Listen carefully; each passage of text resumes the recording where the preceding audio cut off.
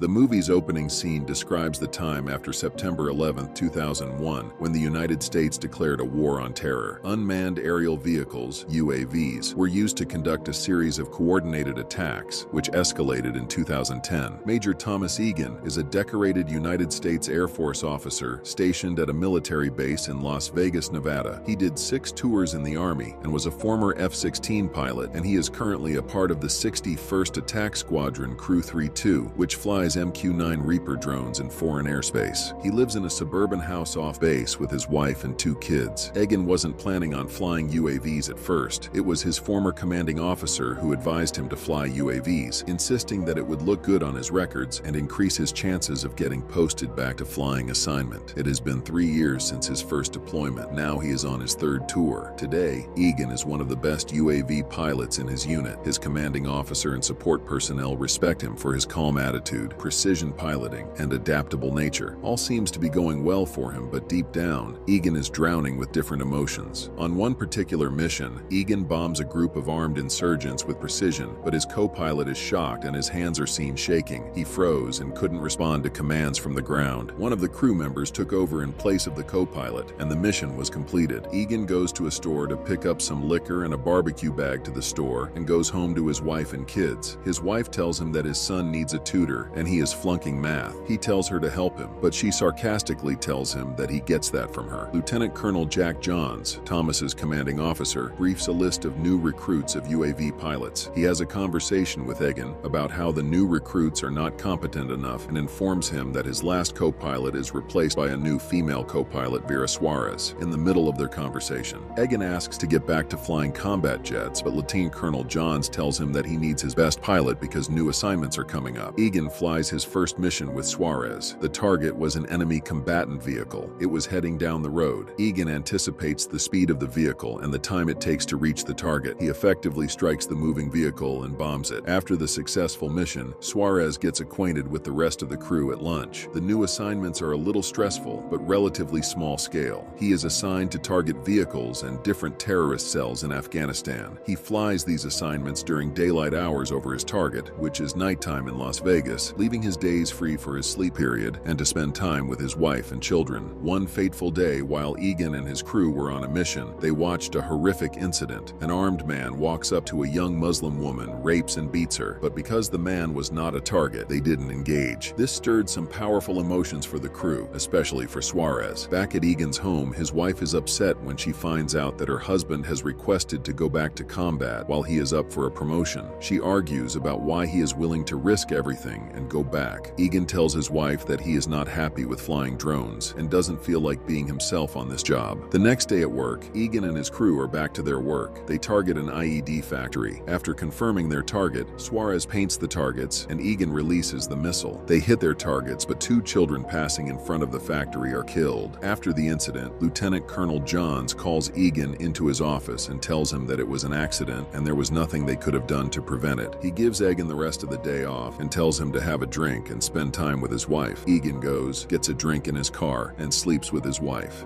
On the next morning, Egan and his whole crew are called to a meeting by their boss. He informs the crew that a new assignment has been given by the government. This time, the crew will be working directly for the CIA. He further explains that the targets will be signature strikes, which means the attack will not be based on suspicion of guilt, but on the pattern of behavior. If the CIA believes the target is likely to be a threat, they will be painted as a target. Many of these targets are in Yemen and Somalia, places where the U.S. has no acknowledged military mission. Lieutenant Colonel Jack assigns Egan to take the lead. Egan and his crew start their first mission for the CIA. They target a house of a suspected terrorist. They were given a green light from the CIA, but the commanding officer points out there are civilians in the surroundings. Despite the inevitable loss of civilian lives, Egan and his crew were told to take the shot. They took the shot and destroyed the house. But another order came through. They were asked to do a follow-up attack on the people who gathered to look for survivors. The CIA believed enemy combatants were among them and gave the order to strike. Suarez doesn't agree with the orders, but the commanding officer confirms the order and Egan strikes and kills the people. The event leaves Suarez in tears. After work, Egan goes to bring his children from school and helps them with their studies. Later in the evening, he goes to have a drink with the crew. They spend some time with each other enjoying one of the clubs in Vegas. Egan and Suarez got very close to each other, confiding in one another about their passion for flying. They form a connection of some kind. mastermind, but leave the club separately without anything happening between them. On his way home, Egan was drinking and a veteran cop pulled him to the side for speeding. The cop sees a bottle on the other side of the seat but gives him a one-time pass after seeing Egan was in the military. He arrives home very late, only to see his wife and children are asleep. The next day, their mission takes them to Yemen, and the CIA orders them to a crowd of people gathered by the market. The target was one Al-Qaeda man, but the CIA, believing the rest of the people that were gathered were likely to be his associates, ordered the attack on the crowd. The order was carried out, and the gathering was bombed with missiles. Another argument broke out between Suarez and the rest of the crew. She disagrees with the way these orders are carried out. After a few arguments, Egan and Suarez leave to head home. While Egan and Suarez were walking out, they were assigned to a last-minute overwatch duty. They were asked to keep an eye out for a group of soldiers who needed to sleep. Egan was forced to break a promise to his wife. He texts his wife to pick up the kids. After completing his duty, he goes back home to see that his wife is disappointed that she had to miss the dancing classes that she was supposed to take. They reconcile, with Egan promising to make it up to her. The next day, the team was doing a surveillance job on a compound. Egan was just entering for his duty. He then suddenly asks them to zoom in on a certain location. It was the man who raped and hit the Muslim lady previously. The man commits the same act, but they do nothing to help out the lady. They see that the lady goes back to work, even after she was raped and beaten. Egan and the crew resume their jobs. The mission went well for the most part, as they were covering a group of American soldiers. The soldiers were killed by an improvised explosive device that Egan was unable to shield them from. He went home, but couldn't sleep. Next morning, Egan was late and didn't get up until it was 7:02 in the morning. His wife had already left early. He has a drink immediately and drives to work, but he wasn't focused on his work like the other days. He texted, but there was no answer. He waited up until his wife tried to leave quietly. She was dressed up and Egan suspects her of having an affair. He confronts her about it and their argument escalates and leads Egan to push her to a window. Then he repeatedly punches the window, gets to his car and drives off. After waking up at the combat jet landing runway, Egan goes to work. This time it was different and he had finally snapped. That night he went to a liquor store to buy some drink, but ended up smashing the camera with the bottle. He goes and parks in front of a mosque and starts to drink, thinking about what he did. Early at the base, Egan was back home, but he was staring at the sky. His wife goes to speak with him, this time with a softer tone. Egan started to tell her about what he had done the previous day. He was flying over a house in South Waziristan, located in Pakistan. It was nighttime. The house belonged to a Taliban commander. His wife and kids were inside. When the target arrived around dawn, he blew the house up and killed the wife and children. After the strike, he did a damage assessment. He counted 7 dead bodies while the neighbors pulled the body. But this was not all. He watched the locals clean up the mess and get ready for a funeral in 24 hours as per religion. He followed the people carrying the body up the hill to the grave sites. He received information that the Taliban commander's brother would be at the funeral, so he waited until he showed up, and while the funeral ceremony was proceeding, he blew them up. His wife heard him with her eyes filled with tears. That night, Egan slept well, but his wife was up until morning thinking about what she heard from her husband. In the morning, Egan's wife sees a bottle of some drink on the hand wash. She knew he had been excessively drinking. She tries to get him to come inside after seeing that the event has left him traumatized, but he lashes out at her saying he is okay and goes to work. At the base, Lieutenant Colonel Johns has called the team to briefs after the recent events. Suarez helps Egan to some gums to hide the smell of the drink, but the meeting was underway. The lieutenant expressed the concern that the tactics employed by the CIA were extreme, but he tried to justify the killings by telling them that the Taliban would keep attacking even if they stopped these attacks today. He tells them that he would continue with the sole objective that it saves one innocent American life. After the brief, the crew gets back to work. The CIA orders them to strike some house, and the order is carried out. A follow-up strike is ordered, but nobody comes out to gather around the bombed area. The CIA ordered them to wait until someone came to see the bombed house. After waiting several hours, they spotted a vehicle approaching from the west. The woman and child were at the back of the vehicle. Suarez points out the presence of non-combatants, but the CIA confirmed the strike. But Egan intentionally creates a glitch in the link between the drone and the targeting device on his computer. This gave enough time for the vehicle to get away, preventing the loss of civilian life. Lieutenant Colonel Johns calls Egan to his office and tells him that he deliberately sabotaged the link, which violates Military Code Article 45, which is failure to comply with an unlawful order. Lieutenant Colonel Jack tells Egan that he must punish him for his act, and Egan accepts. His promotion was canceled, and he was demoted to surveillance. After work, Egan got a call from his wife. She tells him that she is leaving him and taking the kids to her sister's in Reno. He gets back to his empty home. He picks up the bottle to have a drink. He almost goes through with it, but decides against it and dumps the liquor in the toilet. The next morning, Egan smokes alone in the cafeteria. Suarez comes to meet him. She tells him she has resigned after what she saw him do. She gives him her number and tells him to give her a call if he is interested. Egan now doing the surveillance job, but then he notices the man who repeatedly rapes the woman. He conspires to send the crew on a break, then uses the surveillance UAV to attack and kill the rapist. He almost killed the woman in the process, but the woman survived, and she hugged her child with delight. Seeing how it all turned out, Egan is very emotional. Finally, Egan leaves the base without orders and drives from Las Vegas to Reno.